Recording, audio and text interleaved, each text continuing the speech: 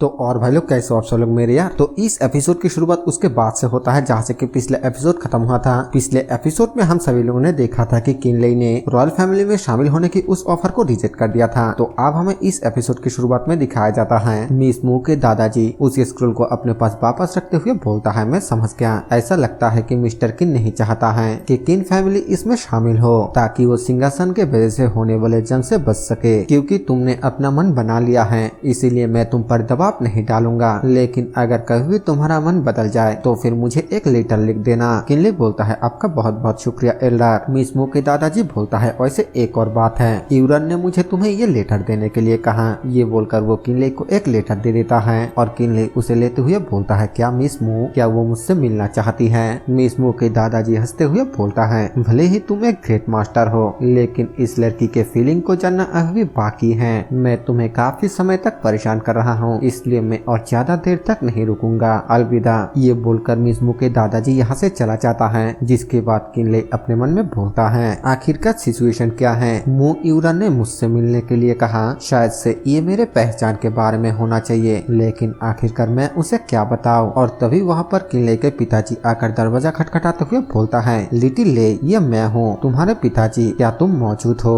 Kinley थोड़ी देर सोचने के बाद अंदर से ही बोलता है, क्या आपको मुझसे कोई मदद चाहिए? मैं आराम कर रहा हूँ। उसके पिताजी बोलता है, मैं तुमसे बात करना चाहता हूँ। किनले बोलता है, जो भी कहना है वही से कहो। उसके पिताजी ठीक है बोलकर बोलता है, जब मैं 16 साल का था तब मैंने तुम्हारे दादाजी से किन फैमिली को संभाला था। मैं सालों तक कड़ी मेहनत कर रहा हूँ ताकि किन फैमिली समझ सके। मुझे बिल्कुल भी एहसास नहीं हुआ कि मैंने तुम्हें और तुम्हारे भाइयों को नजरअंदाज कर दिया है। इतने साल बीत गए लेकिन मुझे तुम्हें और मेरे एक साथ समय बिताने के बारे में एक भी बात याद नहीं है। मैं एक पिता के रूप में असफल रहा। तुम वही हो जिसने मुझे होश में लाया। किन फैमिली की प्रतिष्ठा हर दिन मजबूत होता जा रहा है लेकिन बदले में हमें एक लुप्त होता बंधन मिल रहा है। मैंने ब्रदर मू से सुना कि एम्परर ने तुम्हें शाही दरबार में शामिल होने के लिए इनवाइट किया है। अगर पहले की बात होता तो फिर मैं तुम्हें जरूर से सपोर्ट करता, लेकिन इस बार मुझे लगता है कि तुमने बिल्कुल सही किया। अब समय आ गया है कि किन फैमिली न्यूट्रल रहे और सोचे कि दाव क्या है और फैमिली क्या है। लिटिल ले, तुम्हें मुझे माफ करने की कोई भी जरूरत नहीं है, लेकिन मुझे उम्मीद है कि अगर फ्यूचर में किन फैमिली खतरे में पड़े तो फिर तुम हमारी मदद करने के लिए जरूर से आओगे। मैं आज रात बियांजिंग वापस जा रहा हूँ। अगर फ्यूचर में तुम्हारे पास समय हो तो फिर हमसे मिलने के लिए जरूर से आना। ये बोलने के बाद उसके पिताजी यहाँ से चला जाता है। जिसके बाद किनले अपने मन में बोलता है, जब मैंने उनसे नफरत की और उन्हें भला बुरा कहा तब मुझे इस बात का बिल्कुल भी अफसोस नहीं हुआ, लेकिन इस वजह से मेरे पास पिताजी को कहने के लिए कुछ भी नहीं था। खून के रिश्ते की तो दूर की बात है, मैंने लंबे समय से उन्हें पूरी तरीके से इग्नोर कर दिया,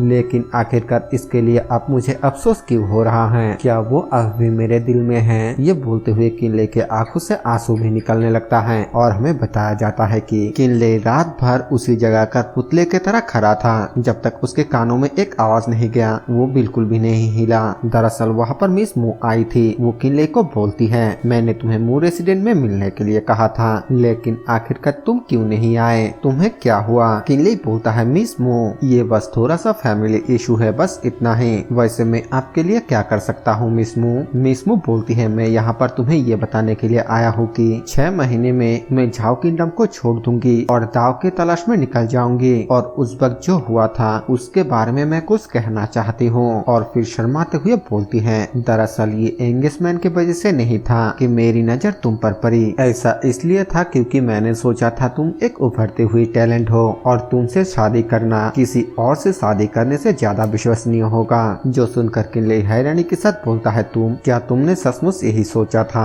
आखिरकार मेरी क्या गलती है? तुमने मुझसे शादी करने से इनकार कर दिया। पिछले कुछ सालों में तुम और मैं शांगइवन शहर में कई बार मिले, लेकिन आखिरकार हम एक अच्छे दोस्त की तरह क्यों नहीं मिले? क्या मैं सचमुच इतनी बुरी हूँ कि तुम मुझे अपने बातों को समझाने का मौका भी नहीं देना चाहते? उस समय मैं किन फैमिली और मू फैमिली के बीच में मैरिज से बचने की सोच से तुम्हारा इस्तेमाल नहीं किया था। क्या तुम अभी सबके सामने मुझसे शादी करने से इनकार कर दोगे? किनले अपने मन में बोलता है, 10,000 कदम पीछे हटो और ध्यान से सोचो। भले ही ये एक लव मैच है लेकिन फिर भी ये एक मर्द होना चाहिए जो घर में आए और ये प्रस्ताव रखे। आखिरकार एक औरत इस बारे में कैसे बात कर सकता है? और फिर मिस मू को बोलता है हाँ बिल्कुल, क्योंकि मुझे लगता है कि ये मामला मर्दों पर छोड़ देना चाहिए। इस बात को सुनकर मिस मू को बहुत ही ज्यादा दुख होती है और वो रोते हुए बोलती है बस बहुत हुआ। मैं मानता हूँ कि तुम किनले आप एक अर्थ इमोर्टल हो। तुम जानते हो कि जितने जल्दी हो सके टॉप एक्सपर्ट कैसे बने,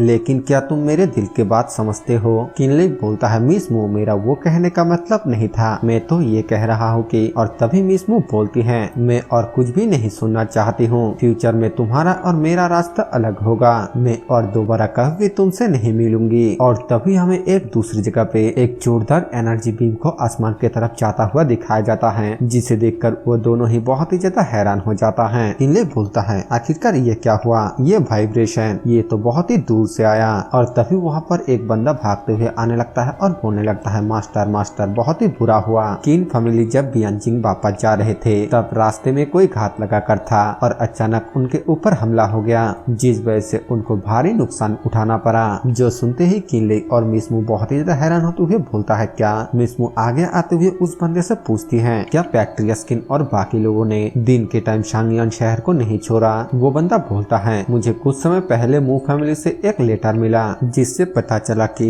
पैट्रियस किन और बाकी लोगों के ऊपर वांगजुन माउंटेन के ऊपर अटैक हुआ और मुझे ये नहीं पता है कि आखिरकार इस वक्त सिचुएशन क्या है। ये सब कुछ सुनकर किनले काफी ज्यादा गुस्सा हो जाता है और मिस मू उसे शांत कराते हुए बोलती है किनले चिंता मत करो, वांगजुन माउंटेन से किन फैमिली विला ज्यादा दूर नहीं है। जरूर से मेरे पिताजी वहाँ पर पहुँच गया होगा और जरूर से दादाजी भी उनके साथ ही गया होगा। वो बिल्कुल ठीक होंगे। लेकिन किनले तुरंत ही वहाँ से भागने लगता है। इसके बाद हमें लगभग आधे घंटे बाद वांगजुन माउंटेन का सीन दिखाया जाता है। लेकिन वहाँ पर पहुँचने के बाद वो सामने की ओर देखकर काफी ज्यादा हैरान हो जाता है, क्योंकि सामने उसके पिताजी के बॉडी होता है। वो मर चुका था। वहाँ पर मिस मू के दादाजी भी होती है और वो किनले से इसके लिए माफी मांग रहा होता है। किनले पूछता है आखिरकार ये सब किसने किया? मिस मू के दादाजी बोलता है जब तक मैं यहाँ पर पहुँचा किन फैमिली पूरी तरीके से खत्म हो चुका था, लेकिन हमें कहीं पे भी किन फैंग और उसके बेटे किन जीजियान के शव नहीं मिला। किनले हैरानी के साथ अपने मन में बोलता है सेकंड ब्रदर और जीजियान, क्या इसका मतलब वो दोनों जिंदा हैं? मिस मू के दादाजी आगे बोलता है जो शोर मैंने पहले सुना था वो एक डानियांग रियलम के एक्सपर्ट का होना चाहिए, लेकिन फिर भी आखिर डानियांग रियलम के कौन से एक्सपर्ट के दिल में किन फैमिली के लिए इतना ज्यादा नफरत हो सकता है? क्या इसका कनेक्शन माचैन से हो सकता है? किनले माचैन के उसी बात को याद करने लगता है जो वो मरने से पहले कहा था। उसने कहा था किनले अगर मैं मर भी जाऊं तो भी तुम अपने इस जिंदगी से नहीं बच पाओगे। और इसी के साथ ये वाला एपिसोड यहीं पर खत्म हो जाता है। वीडियो पसंद आए तो वीडियो को लाइक कर देना, चैनल पर नए हैं तो सब्सक्राइब कर देना। मैं मिलूंगा आप सभी से एक और नए वीडियो के साथ, तब तक के लिए बाय बाय।